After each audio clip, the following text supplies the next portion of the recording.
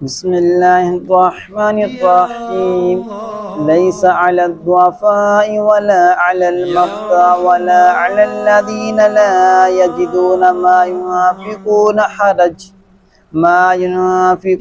حرج إذا نصحوا لله ورسوله ما على المحسنين من سبيل واللہ غفور الرحیم. ترجمہ کنز عرفان.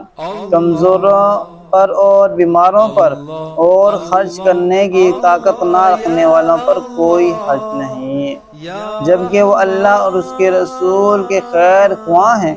نیکی کرنے والوں پر کوئی راہ نہیں اور اللہ بخشنے والا مہربان ہے.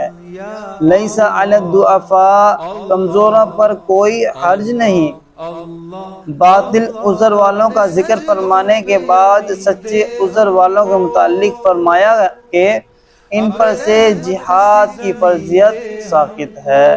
یعنی پیچھے بیان کیا گیا تھا کہ جو بہانے بناتے ہیں حالانکہ ان کا کوئی عذر نہیں ہوتا مگر جھوٹے بہانے بناتے ہیں، رب عز و جل نے فرمایا جو میرا نہیں حضور وہ آپ کا نہیں.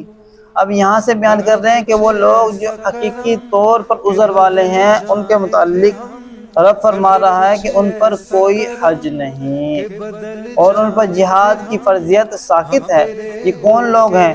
ان کے چند طبقے ہیں. پہلا طبقہ ضعیف وہ لوگ جیسے کہ بوڑھے، بچے، عورتیں اور وہ شخص بھی انہی میں داخل ہیں جو پیدائشی کمزور، ضعیف و نحیف ہو.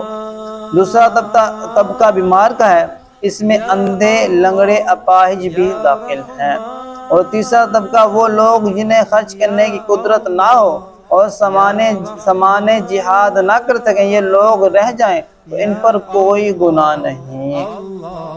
اذا نصحوا للہ ورسولہ، جبکہ وہ اللہ اور اس کے رسول کی خیر خواہ ہیں، یعنی ان کی اطاعت کریں اور مجاہدین کے گمراہ کے گھر والوں کی خبر گیری کریں. اس سے معلوم ہوا کہ حضور پرنور صلی اللہ علیہ وسلم خیر خواہی ہی رب تعالیٰ کی خیر خواہی ہے. یہ بھی معلوم ہوا کہ اگر کوئی نیکی نہ کر سکے مگر نیکیوں کا دل سے خیر خواہ ہے تب بھی انشاءاللہ نیکیوں میں شمار ہوگا.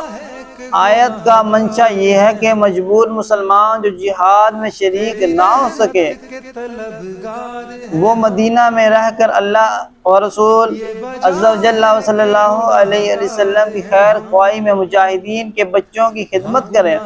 حضرت انس بن مالک رضی اللہ تعالیٰ عنہ سے روایت ہے کہ نبی اکرم صلی اللہ علیہ وسلم نے ارشاد فرمایا تم مدینہ منورہ میں ایسے لوگوں کو بھی چھوڑ آئے ہو کہ تم جو سفر کر رہے ہو، جو مال خرچ کر رہے ہو اور جن وادیوں کو طے کر رہے ہو وہ ہر کام میں تمہارے ساتھ ہیں.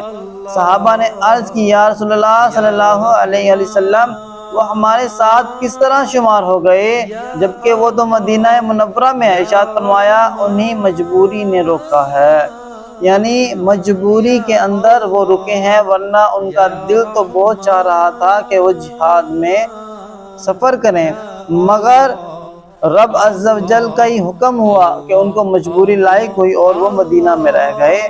شرط یہ کہ جو پیچھے رہ گئے وہ رب عز و جل کے حکم کے، رسول اللہ صلی اللہ علیہ وسلم کے حکم کے تحت ہوں تو تب کوئی بھی حرج نہیں. اللہ عز و جل سے دعا ہے کہ ہمیں صحابہ اہل بیت سے سچی پکی محبت نصیب فرمائے. آمین آمین بجاہ النبی الامین.